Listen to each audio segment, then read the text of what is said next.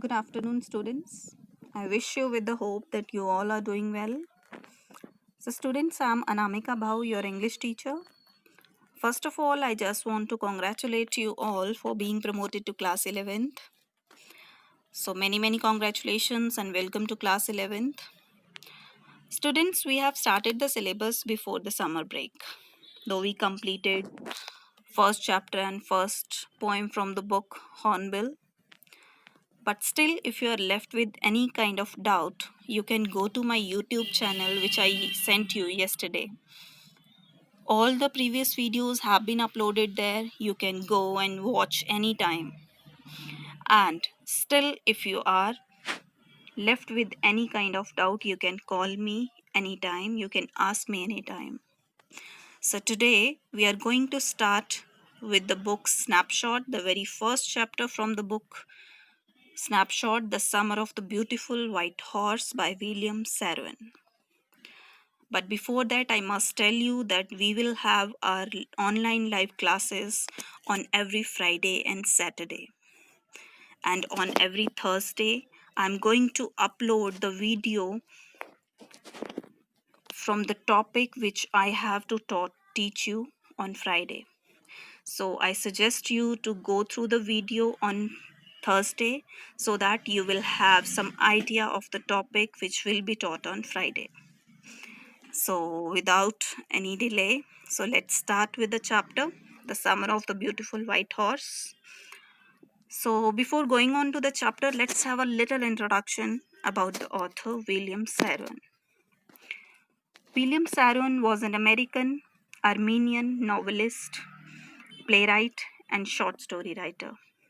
He was awarded the Pulitzer Prize for Drama in 1940, and in 1943 he won the Academy Award for Best Story for the film adaptation of his novel The Human Comedy.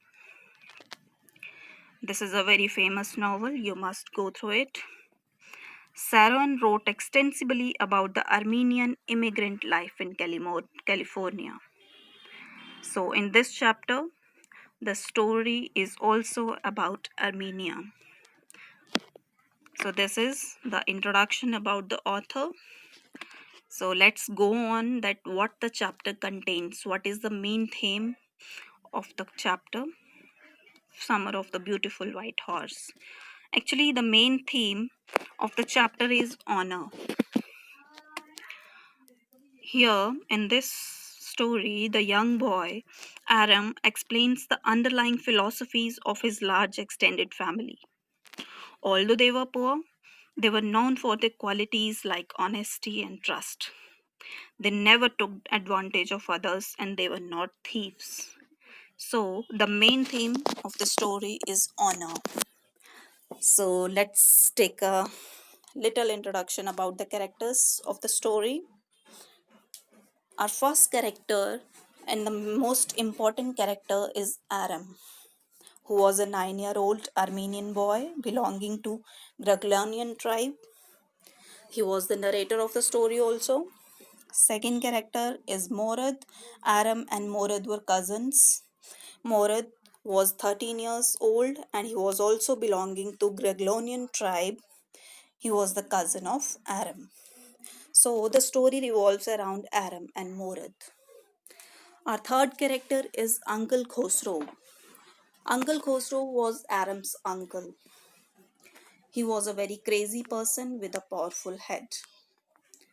Fourth character is John Byro, who was an Assyrian farmer from Assyria but living in Armenia. And the next character is narrator's mother. So these are the main characters of the story, but the main character around which the story revolves are Aram and Morad, who were cousins. So let's take the important points of the story. The story is about the two Armenian boys, Aram and Morad. They were cousins, both belonging to Graglanian tribe. That tribe was famous for the honesty. Both of the cousins have an intense longing to ride, but they cannot afford the horse. So these are the main points. I hope you have got the idea from these main points, that the story is about the two Armenian boys, Aram and Morad. They both belong to the Greglonian tribe. That tribe was famous for the honesty. Both have an intense longing to ride, but they cannot afford the horse. So let's go on to the story without any delay. The story is about Aram and Morad. Aram and Morad were two poor boys who belonged to the Armenian Groglanian family, who were known for their honesty since the 11th century. One early morning, when Aram was asleep and was enjoying the pleasant dreams, his cousin Morad showed up to his window with a beautiful white horse. Aram couldn't believe it. Why Aram couldn't believe it? Because when one morning he is awakened at 4 in the morning by his 13 years old cousin Morad, who is thought to be very crazy by everyone except Aram. Since Aram and Morad were two friends, so Aram didn't consider Morad to be crazy, but he was considered to be crazy by everyone else in the tribe. He had a very good way with the animals. So, when Aram looked out of the window, he was just shocked. And why he was shocked? Because he saw that Morad is sitting on a beautiful white horse. Aram has always wanted to ride a horse, but his family is too poor to afford one. So Aram couldn't believe it, and he was thinking that it was a dream. But since there was a little light outside, he knew that for sure that the horse is real. As they were poverty stricken, he couldn't believe that the horse was their own. He was trying to figure out if the horse had been stolen by his cousin. Morad had come to invite him for a ride alone. He asked him to make it quick before everyone in the world wakes up. So Aram wore his clothes and jumped out of the window and sat behind Morad on the horse. So both of them went for a ride.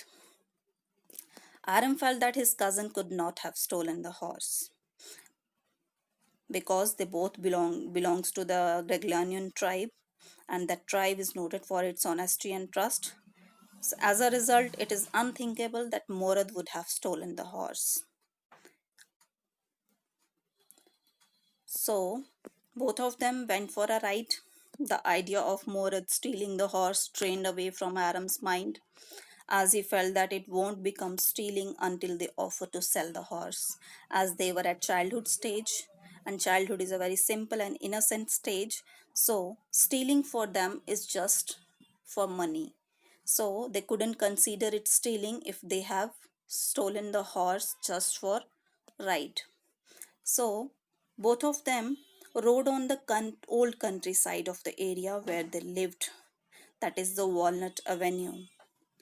After some time, Morad was considered to be crazy by everyone, and that crazy character he has inherited from their uncle Khosrow, even though his father Zorab was a very practical man. So, the father of Morad was Zorab, but he has inherited the crazy character. He was considered to be the natural descent from their uncle Khosrow. So, Uncle Khosrow was an enormous man who was very furious, impatient, and irritable. He would roar for everyone to stop talking and say, "It is no harm, pay no attention to it."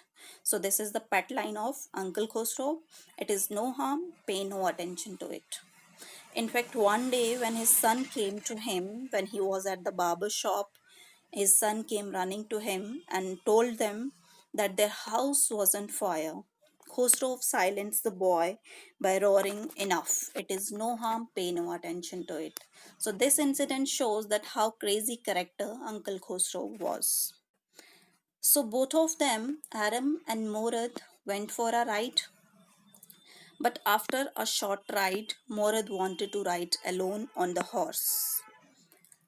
So Morad asked Aram to get off as he wanted to ride the horse alone. Aram asked him if he could also ride the horse alone, just like him, to which Moritz said, they will see, as it was for his own safety. He got to know that Moritz had stolen the horse a month ago and was riding it every morning. But when Aram got the chance of a ride, the horse took him to the vineyard and threw him off and ran away. After searching for 30 minutes, Morat finally managed to find the horse and they hid them in a deserted vineyard that had some oats and alfalfa. And that deserted vineyard was of a farmer named Fatwazian, which had once been his pride. And since it was deserted, so they decided to hide the horse after every ride to that deserted vineyard. But that afternoon, when they hid the horse, after that they came back home. And that afternoon, an Assyrian farmer named John Byro came to Aram's house and he informed Aram's mother that his white horse, which had been stolen a month ago, was still missing. Hearing this, Aram concludes that Morad must have that the horse for a long time. So, but at that time, Uncle Khosrow was at Aram's house, and when John Byro was informing Aram's mother about the horse, John Byro shouted at him and said, "It is no harm, pay no attention to it."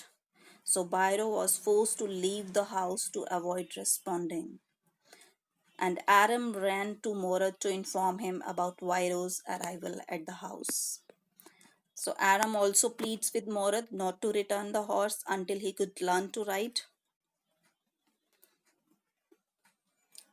So Morad disagrees, saying that Aram would take at least a year to learn, but he promises that he would keep the horse for 6 months at most. So this became a routine. For 1 month, he couldn't find it. He walked for 10 miles to come to the house.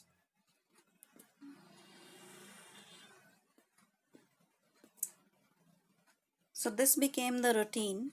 Morad came daily to pick Aram to ride, and Aram continuously fell off the horseback after every attempt. 2 weeks later, when they were going to keep the horse back to its hiding place, they met John Byro on the road, who was going back to the town. He talked to them and carefully examined the horse. So the farmer was extremely surprised. He recognized his horse, but refused to believe that the boys had stolen it. He said, "The horse is the twin of my horse, and a suspicious man would believe his eyes instead of his heart." But Byro, knowing the Greglonian tribe for its honesty, discarded his suspicion and left. So, John Byro didn't suspect the two boys, as the two boys were belonging to Greglonian tribe. So, he assumed it was a twin horse.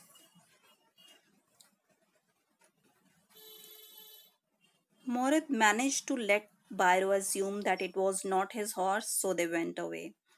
The next morning, both of them took the horse back to Byro's vineyard and put it in the barn. The dogs followed them all along quietly and they left the place. So they returned the horse, and Byro was overjoyed. And that same afternoon, John Byro again came back to his house, to Aram's house, to tell his mother about his horse who had come back.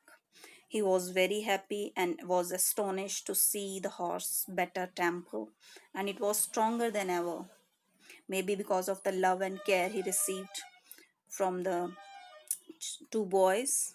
Uncle Khosrow, who was at Aram's house again at that time, he just roared at John Byro, "Quiet, man, quiet. Your horse has been returned. Pay no attention to it."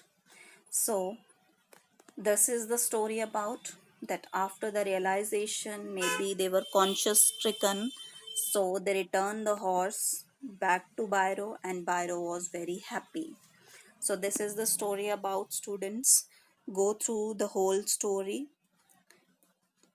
from the book, since this is a supplementary reader which is just to supplement the reading, so you have to read the chapter by yourself also. And if you have any doubt, so please tell me tomorrow during the online live classes. But please go through the chapter in order to better understand the topic during the online live classes tomorrow. So thank you so much, students. But before, on the basis of the understanding of this chapter, let's discuss 2 3 questions.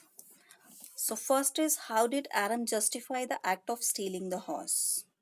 Since Aram in his childhood stage, and for him stealing had only one definition, that is for money.